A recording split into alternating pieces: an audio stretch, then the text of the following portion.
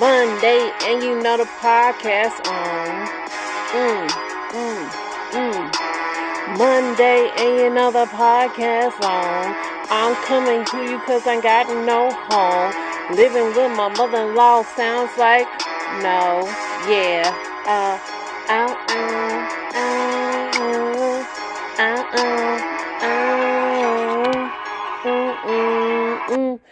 What's up, y'all? I hate to cut the rhyme so short, but I can't keep copywriting everything. Because they come and take away. They take away. They give me copyright strikes. And then I can't come back till next night. Oh. What's up, y'all? I'm just cackling and shackling. It's about 3 songs I've played in a span of 1 minute. How great is that? Happy Monday, everyone. What a week. What a month. What everything. What did I do this weekend? Well, today was this weekend was my first official weekend staying with my mother-in-law. Not in the new house yet. Still gotta wait. But I've been very patient. Luckily and thankfully, my mother-in-law has let us stay at her place because she's not in town right now. So we kind of got the whole house to ourselves. And I've learned to like it a little bit. I mean, it's not terrible. Definitely is interesting. It's been a very interesting weekend. Especially I'm teasing my husband a lot because this is kind of like the house he spent some of his childhood in.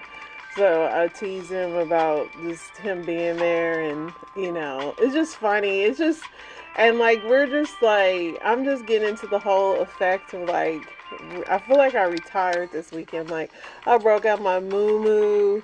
I'm dog sitting. That's what this picture is of my dog. Proved to me this weekend that we can never have 2 dogs. My husband made the mistake of petting the other dog, and my dog was not having it. Look at her, y'all. She said, if you come near my papa again, I'll bust your butt. My dog was really, like, she is straight jealous. She don't play that at all.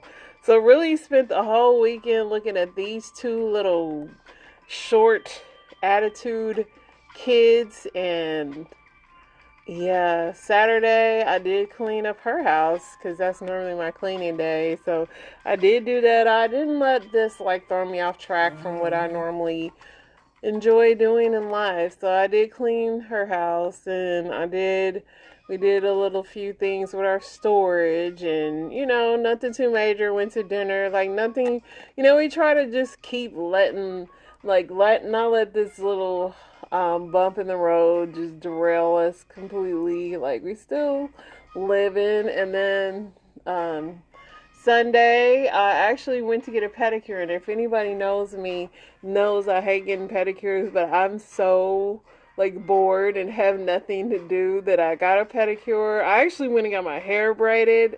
I don't like going to get my hair braided, but I was like, I got so much time on my hands that I went and sat in a salon for 5 hours. Because, I have nowhere to go, you know what I'm saying? So I'm just really passing the time, practicing some self-care, I guess, if you call having your hair pulled in many directions self-care. But did that. My sister, I went by her house, did some things for her this weekend. So I've been helping the community. It's keeping my mind busy, y'all, so I don't just get too stuck on the fact that I have not moved into my house yet. I hate to spend life where I'm like waiting on moments to happen, because when you do that, you don't enjoy the day or whatever. So I really try not to be like, I can't wait till this day for this to happen. I try to really live every day in that day. It's not easy, but I try. So I tried my best and make the best out of this weekend. I really did. I put my best foot forward. So it wasn't horrible at all. My mother-in-law has a nice, cute little house, and you know, we like these dogs, and it's never a dull moment with them too. And yeah, this is a going down in history. I've never. It's so strange for me because I've never stayed with anybody in my life. Like, as far as just like not having a place to stay. It's weird, but I'm learning in this time that family is and friends are important. Shout out to my best friend. She sent me some words of encouragement. A lot of people have been very encouraging and very just nice and sweet, and it's good to have that because it's like, you know what, when you're going through something, it's nice to know people can be there for you and vice versa. So this is just a little bump in the road. We'll get through it, and don't no monkey stop no show. So we just don't let the negativity outweigh all the other things. My family's blessed and healthy. My friends are blessed and healthy, and hopefully you guys are blessed and healthy. Because I definitely continue to pray for you guys. That whatever life brings your way, that you will conquer it and keep pressing forward. These are just growing pains. We're just growing. You know, yeah. But that's about it, y'all. Let's get into this news. I read a lot of news this weekend because I had a lot of time on my hands. So we'll go through this. Trump's still going through his hush money trial.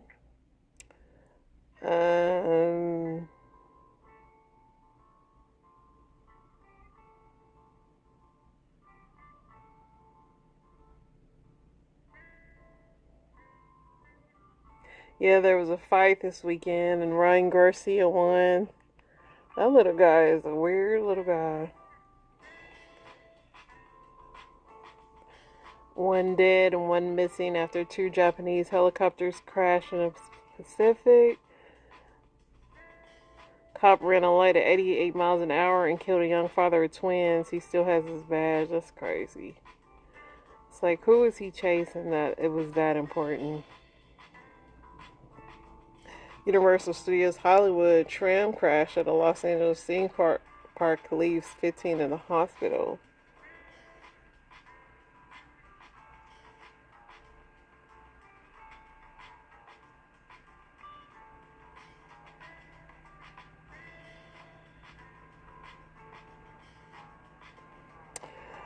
The TikTok ban is getting closer. I think if there's a ban, they have like a year to do what Congress says, or they gotta kick rocks. Is what I think the whole thing is with that. Let's go to the X app, see what's going on there.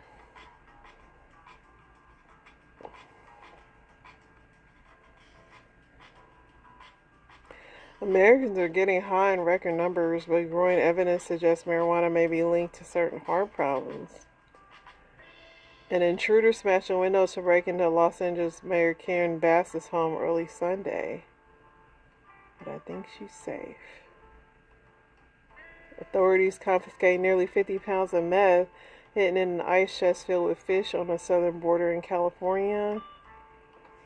10-year-old Texas boy confesses to fatally shooting a man in his sleep 2 years ago, but will not face charges because Texas law says a child does not have criminal culpability until they reach the age of 10.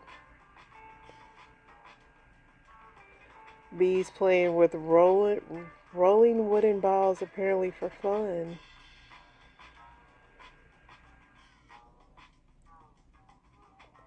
Ronnie Garcia, former Houston Astros prospect, has died in a traffic accident at age 24. That's always so terrible when they like about to go to whatever and then their life is just snuffed out. Sad. Police are investigating the fatal shooting of an 8-year-old woman near Delaware State University dorm Sunday morning.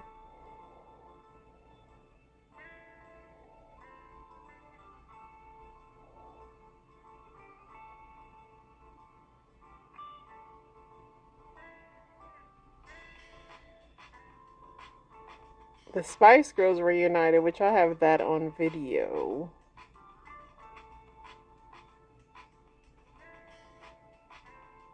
There's 2 people dead and an estimated 6 others were injured in a shooting at a block party in Memphis. That was on social media a lot this weekend.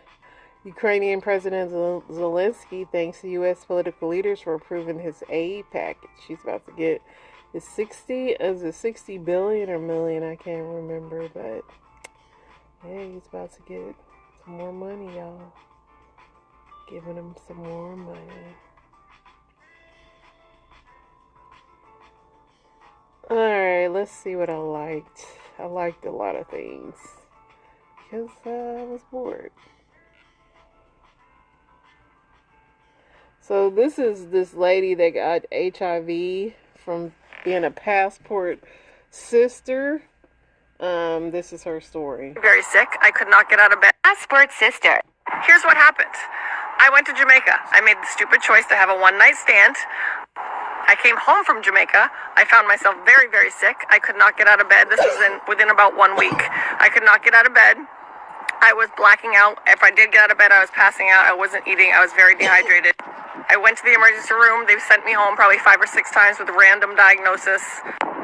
And then when they finally decided to check me in, I stayed in the hospital. They did every possible test. They were running blood work all the time. They couldn't find what was wrong. It took an infectious disease doctor to come and think to do a spinal tap. And I will forever, ever, ever be thankful to that doctor for coming to my rescue and thinking to do a spinal tap because it wasn't showing up in my blood. Because it doesn't show up in your blood for 3 to 6 months, but it does show up in a spinal tap. Ask my doctor. The only souvenirs you should be bringing back is the ones at the gift shop. Passport sister. Dang. One night stand. Raw dogging. There's the Spice Girls jamming it up. We're gonna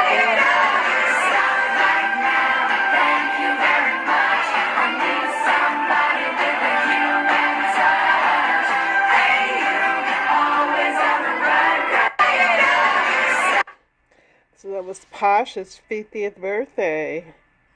I can tell you, I do not know that song. So numerous people have been stabbed and injured in a mass stabbing on a cruise boat. This was in New York.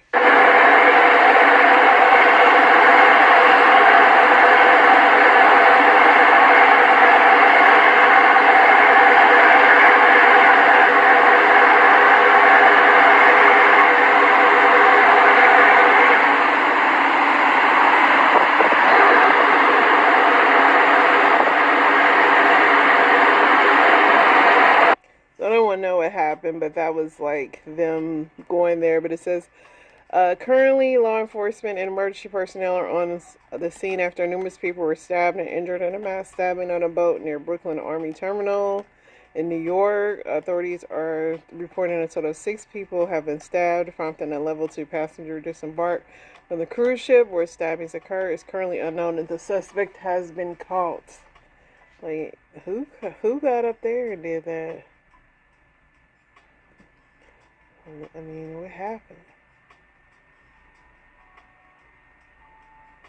So this man slapped an employee at Taco Bell. Oh, you guys are gonna pay for my fucking microwave. It blew up. Oh, you're smiling. Yo, what the fuck? Yo, what the fuck? What's going on with you, bro? ¿Dónde te platillas? Are you the manager? Oh, so. I'm a manager. Fuck you. I'm sorry. Taco Bell do wrap their burritos in that foil, bro. It just looks like paper. But he's clearly drunk too, or something. I don't know, but he slapped the dude over that. He said, "You gonna pay for my microwave?" Dang. Multiple teens have been shot as 500 and 600 teens were gathered at a park for senior skip day for a large water gun fight. That's crazy, y'all. How y'all bringing real guns to a water gun fight at senior skip day? These kids just don't know how to have fun no more. Yeah. I'm not playing nothing with Tucker Carlson. I was in the mood, but I ain't in the mood no more. Mary J. Blige, Dionne Warwick, Ozzy Osbourne are inducted into the Rock and Roll Hall of Fame class 2024. I'm surprised Ozzy. They're literally none of these people have been in there. Simone Biles is celebrating her first anniversary to her husband. I hope they stay strong because they kind of sketchy.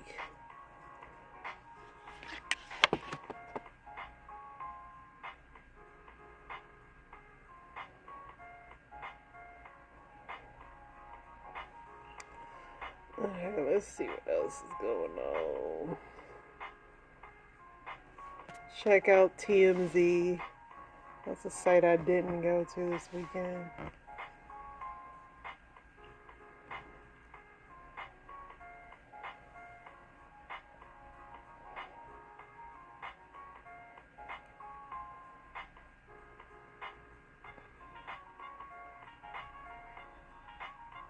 David Beckham is suing Mark Wahlberg's company. You're unfit to make fitness deals. I don't know what that's about. Sound like rich people problems to me, though. Melissa McCarthy lay off my friend Megan. She's smart and an interesting woman. Okay.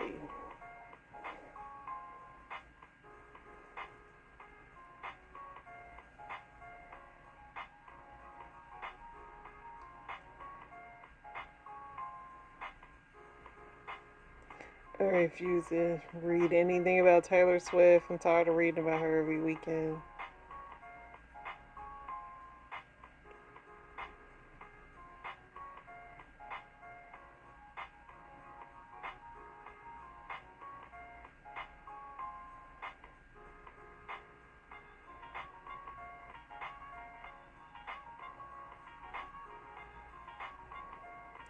Looks like I covered most of this stuff. So, I think I'm gonna go on over to Reddit land.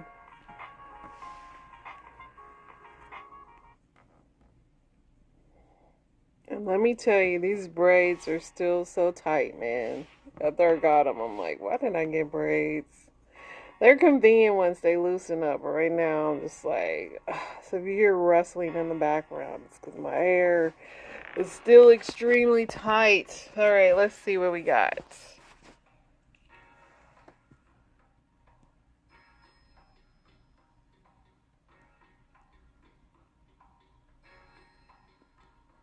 What's a food you went your whole life thinking it was nasty until you tried it? So I used to really hate crab rangoon when I was younger.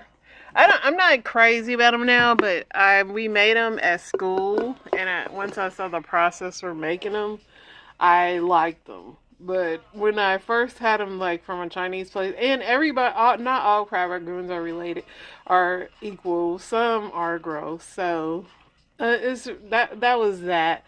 All that. Let's see what else. Green beans. Yeah. Blue cheese is disgusting. It's still nasty. Meatloaf, yeah.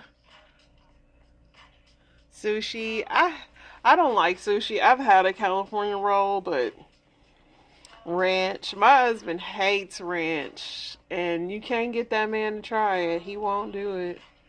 Pineapple on pizza. Pineapple on pizza is not nasty, but it's not good either. Sauerkraut. Ugh. Booty holes. Wonderful. Not wonderful, but just wonderful comment. You know Reddit. They just can't resist. Ceviche.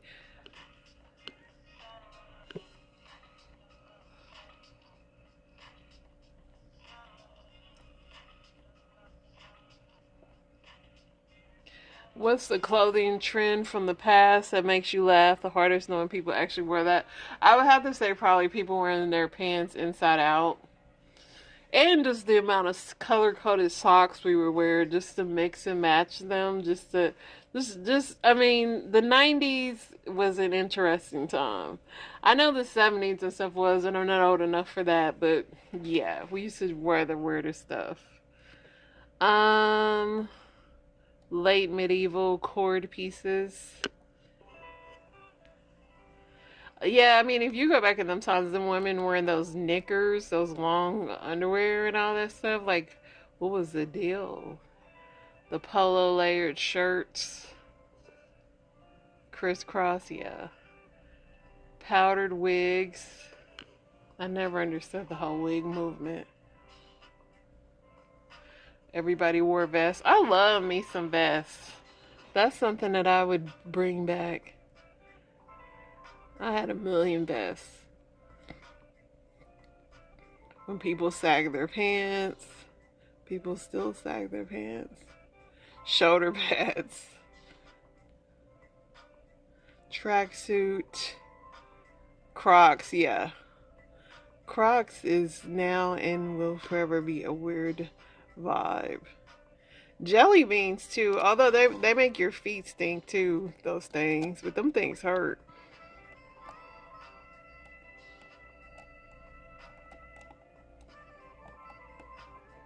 People over 30, what's your biggest regret in life? Probably not doing everything I wanted to do that I felt like I needed to be older to do. Like, you know, the amount of time I spent anxious about being judged, true. Not taking my own health seriously, people pleasing, not putting myself out due to fear of rejection or failure, not getting an exercise earlier.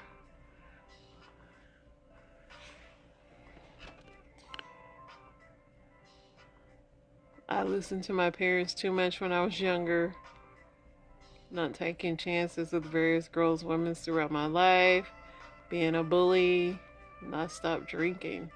Yeah, you know, they always say when your habits turn into, I mean, when you, something that you call partying continues to be something that you do on every weekend, well past 25, then it's a habit at that point.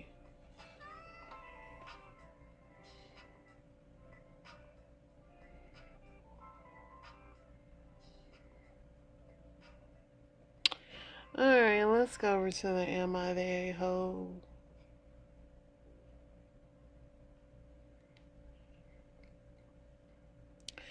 Am I the a-hole for telling my husband that his affair child is not welcome in our home, and if he wants custody, he will have to move out? My husband and I have been married for 9 years in 2021. As soon as I start reading, and my instrumental wants to turn to words. Never fails. Okay. Anyway, my husband and I have been married for 9 years. In 2021, we found out my husband was being sued for child support. Turns out my husband had an affair shortly after we were married. It nearly ended our marriage, but we went to counseling together and I agreed to stay in the marriage with the following provisions. My husband was to get a second job so that his child support payments did not affect our household budget, and that at no point in time would I ever consider having a relationship with this child. If he wanted to pursue one with them, fine, but I have absolutely zero interest in this kid. So my husband has been getting to know his kid over the past couple of years, and recently my husband came to me and informed me that there was some sort of baby mama drama. Apparently she has a self-surrender in May and is going to be incarcerated for 8 months. My husband told me that he needs to take custody while his affair partner is locked up. Otherwise, the kid would have to go to the grandparents who basically live on the opposite coast of us. Their kid doesn't want to have changed schools, blah, blah, blah. So after my husband told me that, I got up and left the house. I went to the grocery store on the corner and grabbed a copy of our apartment guide, went back home and handed it to him. He asked if I was serious. I told him I felt the same way I did 3 years ago. He said he didn't think that was fair, and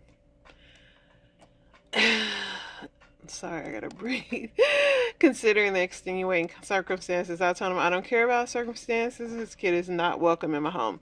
So the girl is getting locked up. I think it's the ideal situation, because then you don't have to deal with her. She locked up, and you can just take care of the kid. I can see if he was like the kid is coming to live with y'all, and she's just gonna get on weekends, and then he'd have to see her in person. Like, the lady's locked up for 8 months, and it's an ideal situation, I think, for all of y'all to get to know the kid.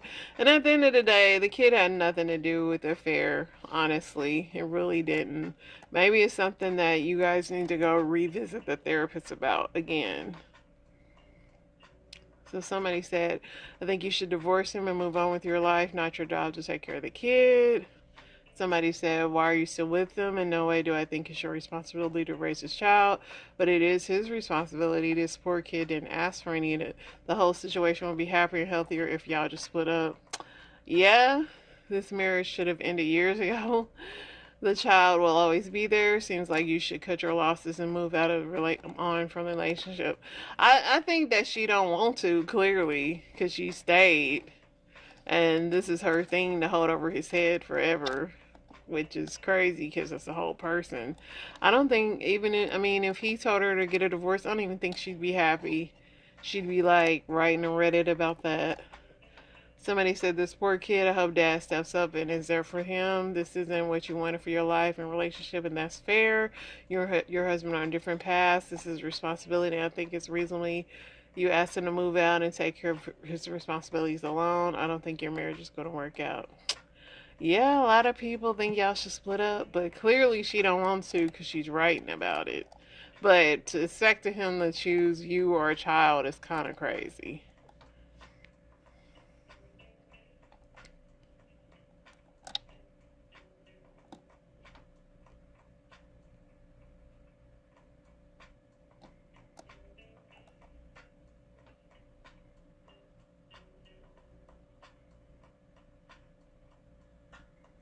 Am I the a-hole for announcing my pregnancy at my brother's wedding after he proposed at mine? My brother said he was going to propose at my wedding. I told him no, that it was a day about myself and my wife, and we did not want any distractions. My mom lost her stuff. She said that he wanted family. He might not see us again for a while, and they wanted to be a part of the proposal. I said I did not give a crap, and that if he did, I would have him kicked out. He did it, and my mom said if I were kicking him out, she would leave too. I just remember seething inside. My brother got married last weekend. Instead of a welcome to the family toast, I used the time to announce that we were expecting our first baby. My mom was upset, but my grandmother told her to sit down and shut up. We spent some reception talking to the family we would not see again for a while about our coming baby.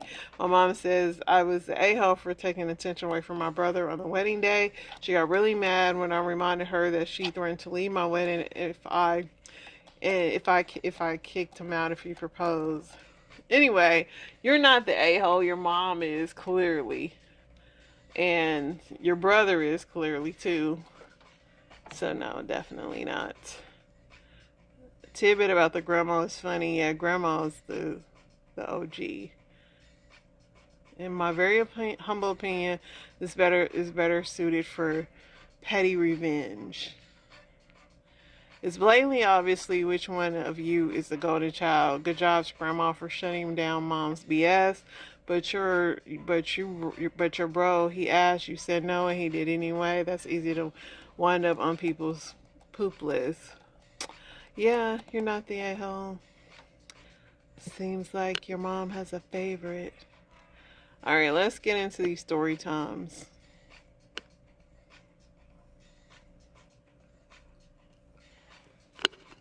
Years, and you know how you don't know if you completely over your ex, and you go back and you still kind of mess with him. I never touched him again. Wow. Never. Was he upset about that? Because he seemed abusive. He didn't seem like he was going to let you go easily. Well, he got me at 12, so I didn't know no better. I realized later in life I was looking for a father figure. I needed that man in my life. He was a lot older? Yeah, he was 22, married with a baby on the way. And you was 12? I was 12. Well, we call that pedophilia.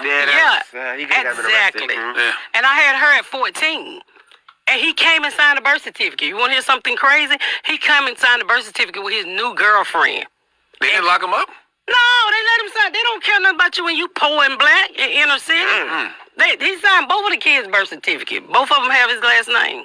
Wow. And he said absolutely. They didn't say nothing. Do you look at, I mean, now that you're older, do you look at him and say, this dude is crazy. He was 22 years old sleeping with a 12-year-old. He got a problem. Well, you know what? He was the first person that I thought I really loved, and I thought I needed closure from him. So when I started to write the book, I went off to him and I said, hey, you ever thought about apologizing for what you did to me? Mm-hmm. And he said, I said, because I was only 12, and this dude told me on the phone, he said, look, he said, your mind and body wasn't 12. How did you meet him? Okay, I'm sorry. That shit kicked me in my chest so hard, and I realized I had to forgive him because he's never going to ask for forgiveness. And I met him at the skating rink. No, I met him coming. He went to a teenage party one night at the YMCA in Atlanta. He was at a teenage party? He stayed at the teenage parties. He stayed there. He was at the YMCA with all the middle school and high school students. And that was the first time I ever went out and I met him. So hold on, was he throwing the party at least, or he was just there? No, he just there because he used to skate all the time. So he always hung with younger people. Oh, so he's being a predator then? He was definitely being a predator. He don't think so, but I think so. I mean, he's 22 years old and got pom-poms on his skates. Wow, that was Miss Pat, and she's a comedian, and she was just talking about like how her kids and her life. She's had a really hard life. She's been shot, jailed, drug dealer, but just, you know, they always say comedians have like, you know, so much pain in the earth. They are funny because that's how they survive the pain, but you know, it's really sad that, you know, a lot of young dudes prey on young girls. And back then, especially in her era, it was not a big deal that men were R. Kelly and just going and to the high schools to pick up young girls, or going places, you know, to pick up young girls and getting them pregnant. And even now, I mean, it was so normalized back then that even she clearly don't really think nothing's wrong with it, because, you know, it was literally not taboo back then, and just so strange. And you can just still tell that she's still got some pain to this. I mean, she's gonna always tell her jokes, but it's just sad. Hi, how are you? Hey, I'm Dina. Look at my feet. My feet are straight ahead. You don't want to do that. Hip hop is this.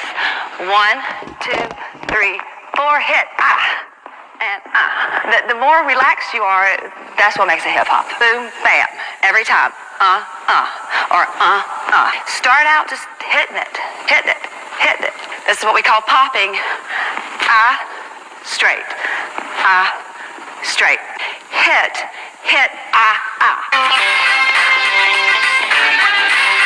And that's what makes it look like hip hop. Hey, That is hilarious. So she had already been doing those videos, and she teamed up with the Original Woman, but it's hilarious. The DeBarge's parents ruined them. Robert Louis DeBarge and Ederline married in 1953. He was 21, she was 17. Ederline was a child of 11, and she grew up singing gospel with her siblings under the tutelage of their father. Although much isn't known about Robert's upbringing, he did come from a big family as well, 9 to 10 siblings. He descended from French immigrants on his father's side, and he served in the Korean War. Once the two married, they lived in a predominantly black neighborhood in Detroit, Michigan. Interracial relationships, especially marriages, were not widely accepted at this time, and they definitely felt that. Robert actually lost a few work opportunities because he was married to a black woman, so the family wasn't financially thriving. And I believe that over time this began to wear on Robert as he became very verbal against his wife. This is also where I personally believe that Robert was dealing with childhood traumas that we don't know of, because he was said to become a very daunting man, demanding that Ederline didn't wear any makeup or jewelry or anything that would attract men to her. And even when men did speak to her, he would demand their contact information. And she says he kept her pregnant, to push them off as well. This treatment was passed down to their 10 children, Robert abusing both them and their mother, both physically as in a punch, and the oldest brother, Robert Jr., aka Bobby, was said to get the abuse worse as he was quiet and Ederline's favorite. So this made Robert very jealous because it took attention away from him. Bunny says for her it began at the age of 7. And what's crazy is that at some point the children learned to not even run to their mother, to not even confide in her about, their father, because she was as afraid of him as they were. Their mother did teach them how to sing, though, as her father did for her, and it became the siblings' cope, their therapy, and their way of kind of supporting each other as they really only had each other. Ederline remained married to Robert for 21 years before divorcing him in 1974 after he had an affair and a child with another black woman who became his second wife. Now, although the family upbringings are not identical, this family structure may remind you of another musical family, the Jacksons, and the two families actually did know each other relatively well. Jermaine Jackson helped brothers Bobby and Tommy's group Switch get signed to Motown, and he produced their first two albums. Bobby dated LaToya for a little bit and actually wrote the song You and I about her in response to her song Nighttime Lover. If you haven't heard You and I, you need to listen to it. It is a beautiful, beautiful song. James and Janet dated and secretly got married in 1984, and she only told her sister LaToya about it. And it was Michael Jackson who stopped James from unaliving himself. I was on the roof of his house because we lived together, and I was going to jump. So now we got a few people outside, like Mom and Toya and Janet, and we're freaking out. I was trying to hurry up and do it before I changed my mind. How did he stop you? Well, he was the only one not freaking out, and he seemed to be familiar with my pain. For whatever reason, he made me feel that way. He was calm, and he just calmly talked, and James, I guess he knew I needed someone to talk to, and so he was that ear. So we just talked all night, and I forgot about that I was even on the roof, and I was going to jump. And what would make someone want to jump off of a roof? Their mother blames Motown and the music industry in general for her children's mental issues and them, turn into substances. She says that they didn't care about her children's mental health and turned them against each other. But Sister Bunny blamed it on the ugliness they all endured as children, which I agree with. I'm sure the music industry did not help their traumas, but it definitely is not the sole cause. Bobby is said to have began taking part in drugs like heroin at the age of 15. In 1988, he and his younger brother Chico were convicted of drug trafficking and sentenced 6 years in federal prison. During his time incarcerated, Bobby learned that he had AIDS, and once he was finally released from prison, he was only able to release one solo album before he died at the age of 39 due to health complications related to AIDS. And what's sad is that Bobby was the most talented of the family. I'm sorry to say, he wrote, he produced, he sang like crazy. Even Berry Gordy said that he was the most talented artist he'd ever signed. And that's saying something, because you know how much talent was at Motown. In 1990, Tommy sold fake nose candy to an undercover officer, and later on in life, he was on kidney dialysis. Chico abused painkillers and heroin. Mark could only walk with the assistance of crutches due to debilitation in his legs. Randy contracted an incurable illness that the family has never revealed. And then there's poor El DeBarge. This is the one that Motown thought would be the next Michael Jackson. But he stayed in the jail cell. In 2001, he was detained for drug possession. In 2006, controlled substances. 2007, domestic violence. 2008, crack cocaine in possession of a controlled substance. And as recently as 2023, he was detained for drug paraphernalia. He's also admitted to battling many personalities. In 2014, James was arrested on suspicion of possessing methamphetamine. And I'ma just stop there. The rap sheet is longer though. Although their father denied ever abusing them or his then wife, there's no question that whatever those children experienced in that household growing up traumatized and stunted their incredible talent. And I believe that both parents are at fault for that. As a parent, one of your biggest responsibilities is protecting your child at any cost possible. And as you can see in the DeBarge's life, their parents both dropped the ball in this area, whether it was intentional or not. The DeBarge's parents ruined. Reminds me of Maya Angelou, the caged bird sings. It's something about these people and just the talented people and just the abuse they faced, and how they found things, outlets, and it's just crazy. But yeah, the DeBarges, they were such a talented family. Ain't got shit on when you first find out that bitch you was rocking. So I could finally tell this story because it would never be me and this bitch no more. So I had met this girl off of Twitter, and basically I had retweeted this post. The post had said something about I wasn't made for this generation because all y'all want to do is club and I like to go to church. So basically I had retweeted the post, and I had said exactly, somebody invite me to their church, the fuck. So the girl got in the comments, was like, you come to my church, with the heart emoji. I didn't expect that because when I get on Twitter, I basically get on there to vent and talk to myself. So I asked the girl what church she go to, when service start. So we basically get in each other's inbox. exchanging information. So when I head down there to the girl church, we live about an hour and 15 minutes apart. So I did have to leave earlier. And my mom was like, where you going this early? And I'm like, going to a service that my friend invited me to. First off, bitch, you using the friend word too fast and you don't even know this bitch. I went to her house and met up before the church service. Immediately when I got there, I noticed like it wasn't for me. Like maybe me and her could be friends, but it was not for me. Let me tell you why. So when we first got into the church, I noticed she was going up there to sing with the choir. So I was in the congregation by myself basically. So while I'm in the congregation, they is preaching and I just don't understand shit that they are talking about. So like, I'm just lost as fuck. So then I noticed, like, she's not Baptist. I'm Baptist. So I don't understand what's going on during the service at all. It's like they was speaking a third language. I don't know what they was talking about. I didn't understand at all. They had even got up during the service and started chanting shit. I was like, is they Methodist? But I was like, no, they're not Methodist because my cousin Methodist. And I know how it started off, so I don't know what they was, honestly. So after service, we basically just go back to her house and we eat good. So then after that, we start having a session. So you know how you having a session and you get to vent. So basically, she vent to me, and I get to asking her, like, do she know my ex-girlfriend? And she was like, I didn't know you was gay. Mind you, she told me she didn't know I was gay. Then during this session, I noticed that she's gay. So while I'm talking about my ex-girlfriend, she goes to say, oh, that's your ex-girlfriend in church that we just went to. Like, that's a church member too. Girl, I don't know what this lady talking about. All she said was she met somebody on Twitter, and then they went to church, and then they smoked weed. That's what they call sessions now. And they was gay. I don't know. It made no sense. I think she don't understand. Cause she confused me. And if you're going through something, this is for you. Pull through! Pull through! We need you! The ball is in your court. I need you to dribble down, and I need you to shoot a three. If you're going through it, get up. I need, come on, coach called you in the game. You! I need come shoot a three. And if you're going, That dude motivated me so much. The little dreads. If I could just like have him hop up like a miniature him, just hop up on my shoulder when I'm feeling whatever. The guy's a great motivational speaker.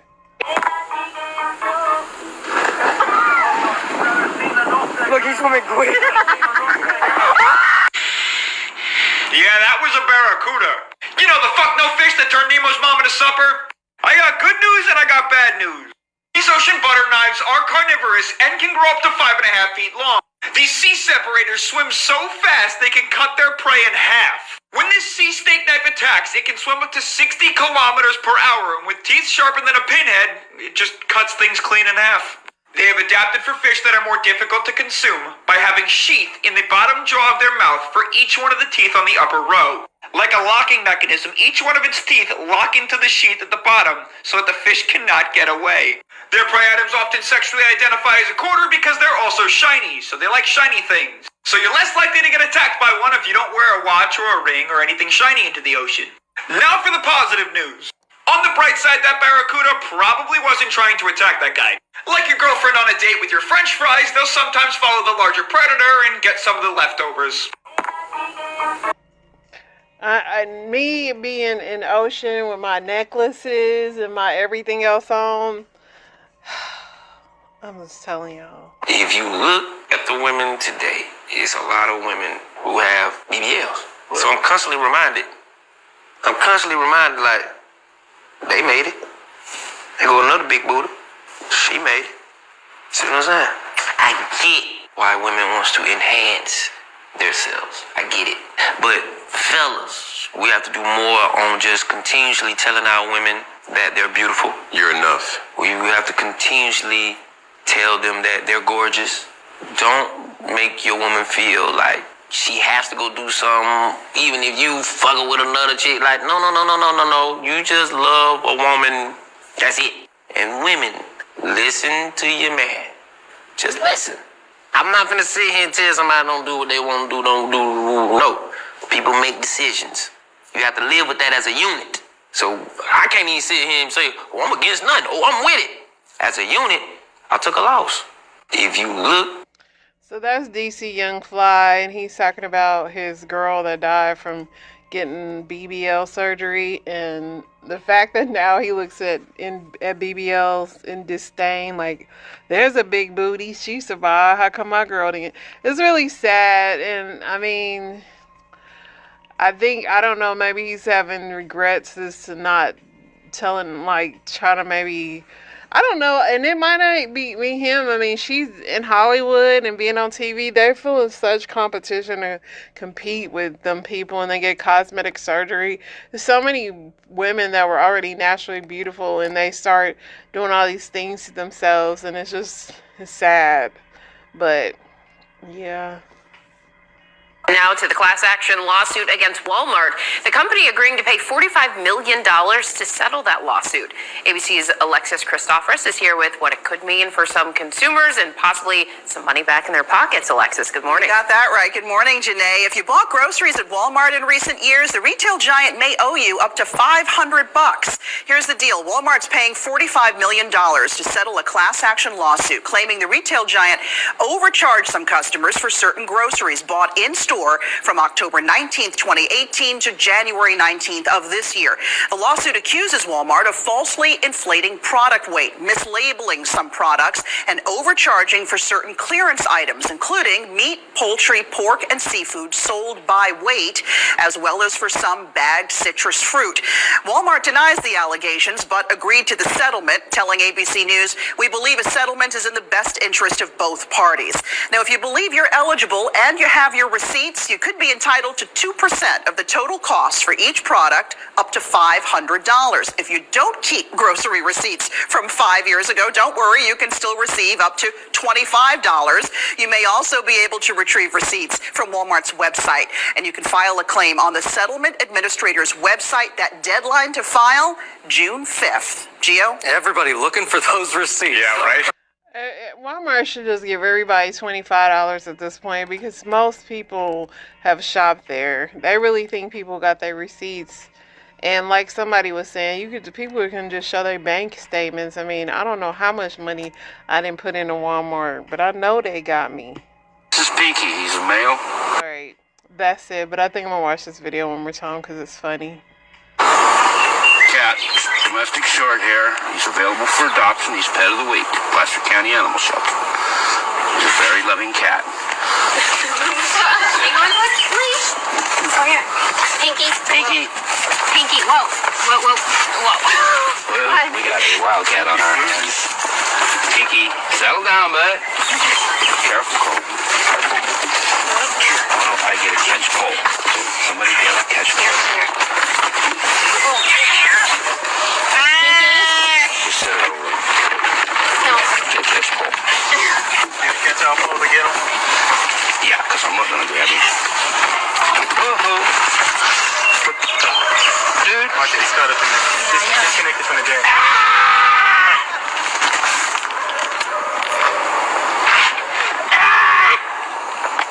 That never is old, man.